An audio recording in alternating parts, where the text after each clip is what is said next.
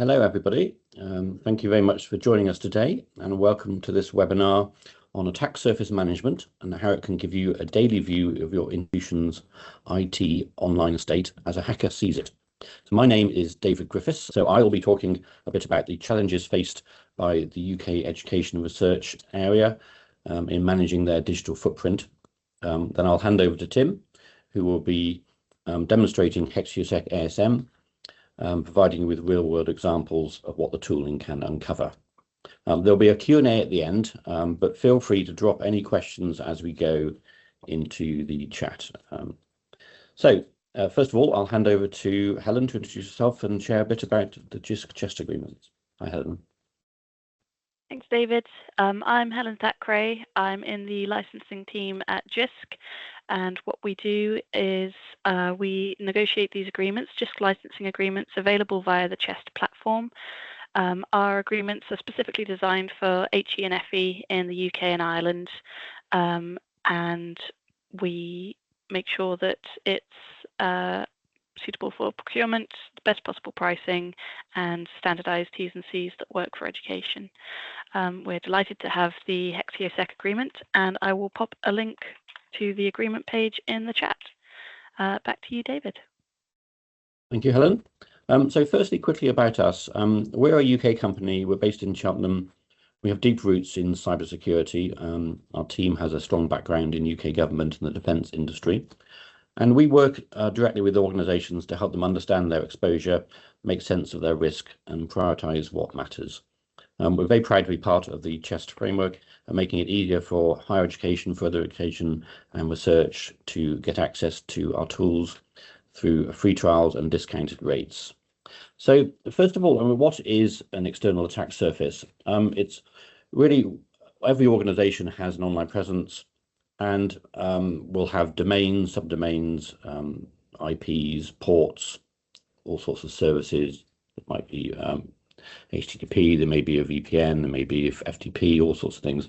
DNS settings as well that can control how their email for that domain is configured. You'll see a lot of this when Tim goes through the demo. And really, an attack surface management system will discover all that for you, which is very hard to do yourself. And it will, at least very time consuming, and then it will actually assess all of those things it finds to see where there are risks and essentially where an attacker may be able to get into your network. So I think universities and colleges and research organizations operate in a particularly challenging security environment. Their networks must balance openness for academic collaboration, but also protect very sensitive research data and student information. And typically institutions have to contend with probably a decentralized IT governance across departments and faculties, potentially legacy systems alongside modern cloud infrastructure, complex third-party relationships with research parties, often having limited cybersecurity resources, despite the increasing threats. And on top of this, also a lot of compliance requirements with GDPR, CAF4, etc., and needing to demonstrate the controls. So really all this results in very large online estates. They tend to be the largest that we actually see because we do a lot of scanning. We actually obviously we scanned the whole of the AC.UK range for Jisc, and that's been presented as part of the conference recently. But we also scan councils in the UK as well, and a lot of other kind of broad sort of sectors. So really we find that particularly a large university tends to have the largest online attack surface that we see for all of them. And it's a very big challenge to keep track of everything that's visible on the open internet, and reducing the risk of vulnerabilities that a remote attacker can exploit. There's also universities particularly are a very large target. They do a lot of academic research that's at the forefront of pioneering technologies, and this is very attractive for an attacker. Plus, there's also the disruption that can occur. I mean, we were involved in the incident response of a very large university a few years ago, and the impact can be enormous. And it's very hard to keep track of all that's popping up. Servers can come up and go. Individuals can create things. There's a very large potential for things to be visible on the internet that aren't being tracked. So really, that's where you need some tooling. Now, we've been quite closely involved with the NCSC. Now this is the National Cyber Security Centre in the UK, and it advocates that all organisations have some external attack surface management in place. They, for quite a while now, have had various tools themselves that they provided initially to the public sector and then broader afield. Though in particular, two of them are called Mail Check and Web Check. Those will look at an organization's DNS records for email and consider whether they are set up correctly to help prevent phishing attacks, etc. And also WebCheck particularly provides an element of attack surface scanning of websites and other areas of universities and education, and whoever actually signs up to it. And that hasn't been extended to the private sector, but actually we found out a couple of weeks ago that the NCSC will be retiring these at the end of March next year. And the reason is, I mean, we've been quite involved with them on a recent trial that they've been doing at the end of last year. They basically down selected 10 organizations. We're one of them. And we're trying to essentially understand what is the state of the current market in tooling and ASM tools. What do they provide, and what should be the role of the NCSC going forward? And I think what they've concluded, and we put a lot of kind of input into them, and actually some of the language that's in our tooling, like web presence, etc., has now got into their report and their advice that you can see, which is great to see. And really, what they've concluded is that it's the industry has matured a lot, and they have a lot of confidence in the quality of the tooling that's available. And really, what their role now is to provide some guidance on what to expect and what to look for when you're looking for an attack surface management tool. So we're very proud to be part of that study. Without further ado, I think the next thing to do is for you to have a look and see what an attack surface management tool looks like and the sort of things it discovers. So I shall now pass over to Tim, who will take us through that. Hi, Tim. Oh, thank you, David. And hello, everybody. Welcome to our sort of webinar today. As David says, I'm going to sort of take you through just a very short number of slides. Just highlighting, just kind of very quickly to give you an overview of Hexiosec ASM and what it can offer you. Just to introduce myself briefly, I'm a principal engineering consultant here at Hexiosec. Been with the company for about 6 years now, and I have a personal background in sort of defence and intelligence sort of sector, doing a lot of research and sort of software engineering. So what is external attack? So David sort of gave you the sort of overview of what an external attack surface management tool can offer. Now, from the outset with Hexiosec ASM, we wanted to produce something which really gave you a really clear and quite powerful set of data to help you sort of fix things. We don't want people to have to spend hours trying to understand what the results are telling them. We really want them to very quickly be able to set up sort of scans with minimal information, which really does help you fix your security issues and get to the bottom of your problems and not have to spend ages trying to work things out. So as you'll see in a moment, with Hexiosec ASM, you need to get a very minimal amount of seed information, which could literally just be your sort of top level domain.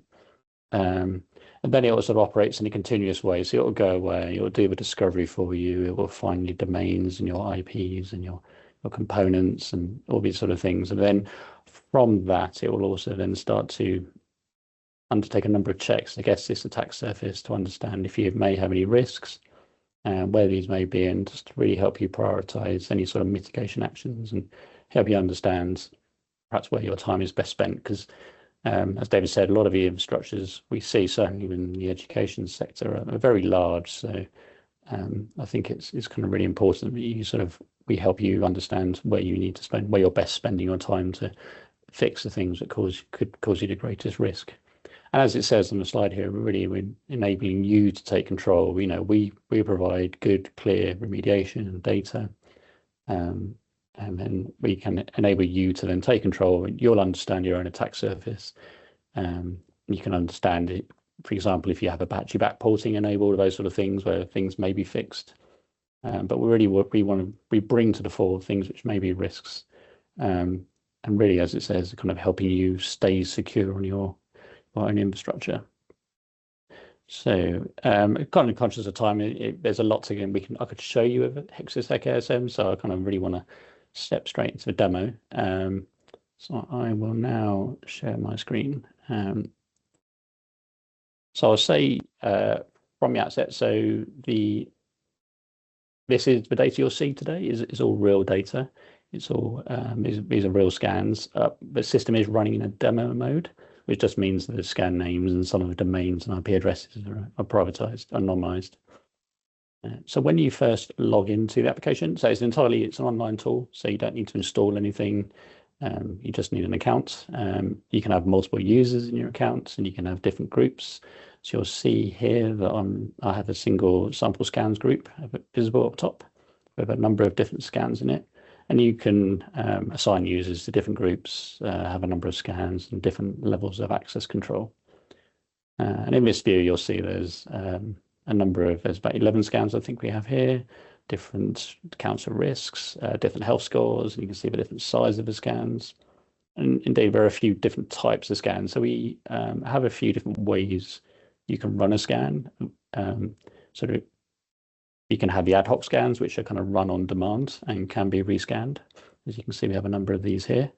And then at the top, you can see we've got our own asset monitoring scan, which is one which would run continuously. So this one's set to run every day. So making sure your kind of infrastructure is all up to date. But there's different ways. We also have vendor scanning, which can run on a slightly lower frequency. But essentially, these all produce the same results, or they do the same checks, so they just run at different rates.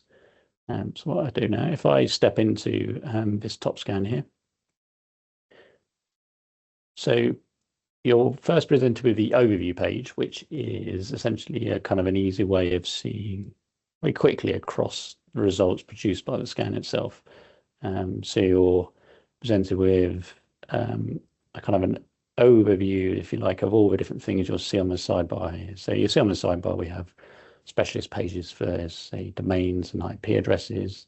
But really, the overview page is one where you can probably within a few seconds really sort of scan down it and get a very clear indication of what's been found. So if I start with the discovery, I won't go through all the widgets, but I'll just kind of highlight a few of the important ones for you. If I start with the discovery widget, this is really where you'll see essentially what's been found, and everything in this scan has all come from the input of one seed domain, a .com domain. And you'll see we found a number of different domains and IPs, up to just over 2,000 in total. We found the countries where some of the IPs are resident, and we found a number of services and certificates and components, and indeed risks, which have all been found from that initial seed domain as we enumerate. So we'll find subdomains, we'll find IP addresses related to these domains using a number of different techniques, often complementary techniques to kind of make sure we get really good coverage in our results. Then you'll see we have this overview of a kind of the health score. So this is really where you can get quite a quick indication of which areas may require the most attention, if you like, for kind of risk remediations. So you'll see the vulnerability score here is very low, indicating that this is probably the area of most concern at the moment on this particular scan. And additionally, we have a kind of individual risk counts and things like this, so you can get an idea. And you can see indeed here, actually, in this particular scan, we're excluding Apache backported risks. So we have an option within the app. If you use Apache, we're aware this is one where it's actually can be quite commonly, it can be patched in the background, such the version of Apache you're running may have vulnerabilities associated with it, but it can be patched, and that version can be patched to be fixed. And in this case, we know it's the case, so we've enabled it so these risks are not shown.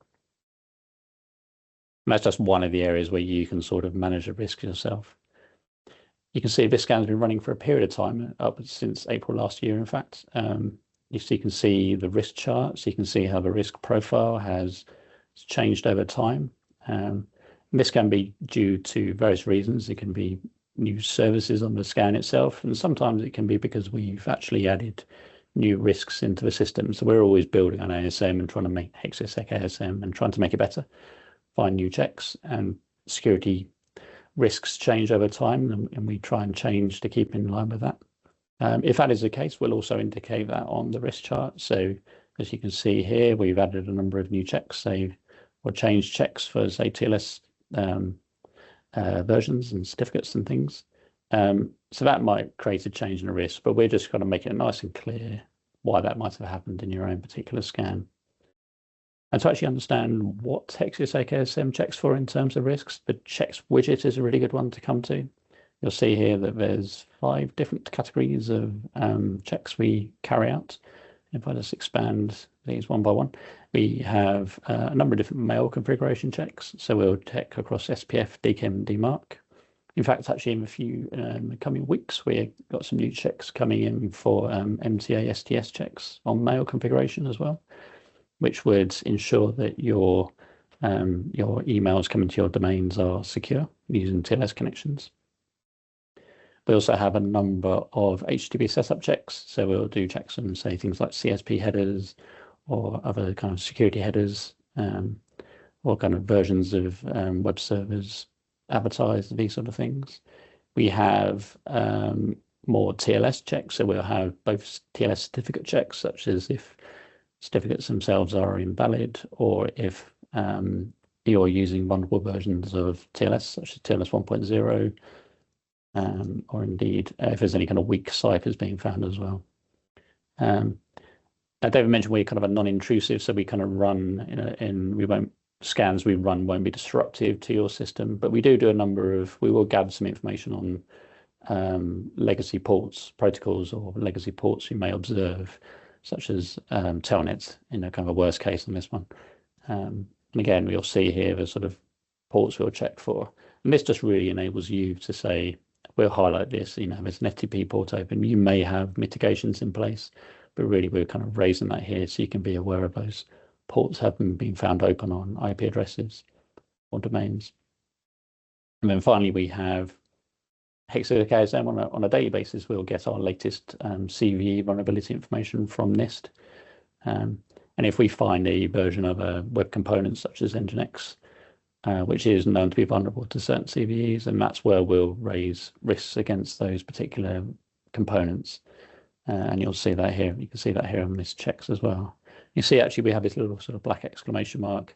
We're also, you may be aware of KEVs, which are known exploitable vulnerabilities. These are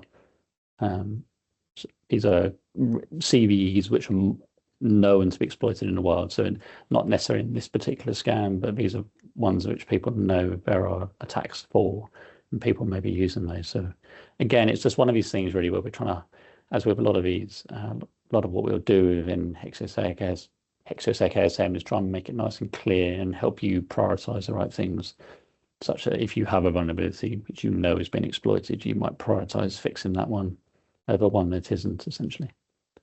Right, so I'll just drop across onto one of the sidebar pages here. A good one I'd start with is the actions view. So actions are kind of logical groupings of risks. So rather than just giving people hundreds or even thousands of risks, which can be a bit overwhelming, we try and group risks together under common. So common risks, such as or risks relating to TLS certificates on a certain domain, we're all grouped together in the sense that you'd probably look to fix these all at the same time. And with all our pages within the app, there's kind of some nice common filters and search filters and some pre-prepared filters here to look at the data in different ways. So if I just type TLS in that one, you can see it filters down to TLS ones. So I'm viewing the actions board in the Kanban view at the moment, but you can also drop across to view it as a list view as well. But I'll just drop that. The Kanban view is quite a nice one because it enables you to kind of, if you have a team of people looking to fix things, you can interact with this board and you can move things across. And with all our actions, we provide some good levels of detail to help you understand why we might be finding these particular risks, and any of the common remediations you might be useful to help you fix the risks found against this action. Indeed, here you can see that for this one particular domain, there's 2 different TLS risks associated with it. So likelihood is if you fix one of these risks, you'll be fixing the TLS server, which may be causing these risks, and then they'll get fixed together. So you can mark risks yourself as done. What you can't actually do is mark an action as resolved. But sort of the beauty of the system is that it will do this for you. So if you think you've done the right remediations, you can mark it as done. And then when the scan next run, it will, if the risks then drop off the scan, it will automatically move it across to resolve. So kind of giving you that confidence that the kind of actions you've taken are good and valid. Right. One of the other pages I usually like to show is the web presence page. Now, just reiterates that the images you're seeing here are sort of demo images, but they're good indications of the types of things we find. So the web presence page is one where we'll show all the information relating to web URLs, so browsable URLs that we found during a scan. One of the key aspects of this is actually grabbing a screenshot. So we'll essentially run a headless browser, so we'll browse through these pages and grab a screenshot, as well as other information such as versions of the sort of components we found, such as on this one here. You can see we found jQuery. But actually, it's quite powerful. Certainly if you're new to a scan, coming to this page and being able to see what's there can be quite a good thing to do, because it essentially tells you exactly what anyone else would see if they come to your scan. So if you're seeing something here on this page, it's publicly like this. And often it's not always hard, it's not easy to kind of work this out automatically. So being able to see this is quite a powerful thing, such as, well, this is an iOS web page, so this is the Windows web server landing page, which essentially we see very often. Essentially means there's a domain set up, but it's not actually being used. They may have no risk associated with it, but it's probably also, it's either probably shouldn't be there, or someone should finish setting it up. But you may also see things like login pages, which you possibly were expecting to be behind a VPN, but actually they're available online. Or as in this example case here, you might have a sort of a 404 page, which might indicate that something's gone wrong with that website, but you weren't aware of it. Another aspect, so I guess a lot of what I'm showing at the moment is all within the app itself. There are a number of ways of getting information from Hexiosec ASM. We have a number of different report types. So we have a summary report, which is a short fixed length PDF, which gives you a good overview of the scan data, which is quite a good one for kind of, think of it like an executive summary, if you like. It's a bit like the overview page type information. And it's a good one for sharing, giving a summary of where the scan data is, and can be useful for kind of capturing and keeping for auditing purposes, as David mentioned. We have a risk and action report as well, which is a more of a detailed Excel document, which can list all the risks and actions associated with a particular scan. And then indeed we have quite a powerful kind of, we can offer a sort of docx templated report, which is where you can actually tailor a report, which comes out as a docx version, Windows docx file, which so you could, for example, have a report dedicated to mail risks or CVEs and things like that. This can be quite customizable and can provide a lot more detail, especially if you actually want to share a report with someone to help you fix issues itself. In fact, if you want to operate entirely outside of the app, we do have a full API as well. So I'll just drop across onto our API documentation page. We have a full REST API. From here, you can pretty much do anything I've just shown you within the scan itself. So you can create scans, you can update scans and add seeds to scans, seeds being IPs or domains. You can, in fact, get all the data from scans, so you can get the IPs and domains and the summary information, all sorts of information, such as you can even get risks and actions. So really anything I'm just showing you in the actual user interface in the browser, you can do using this, including getting reports. So if you did want to kind of generate reports on a schedule, you could use the API to do that. In fact, you may have seen if you we have a few blogs coming out about it, but we've also started producing some what we call cloud connectors. So a number of tools which enable you to integrate Hexiosec ASM with any kind of cloud infrastructure you have. So if you have cloud infrastructure such as in AWS or Google, you'll be able to set up configurations which can be used to have like read-only servers accounts which connect into your cloud infrastructure, gather information on domains which will be publicly visible, and add that into your scans automatically to make sure you get a good coverage of results. Right, so I just want to leave time for some questions, so I will stop sharing at that point and finish the demo. But hopefully that's given you a good summary of everything we can offer, and if you're interested in hearing more, please don't hesitate to get in touch.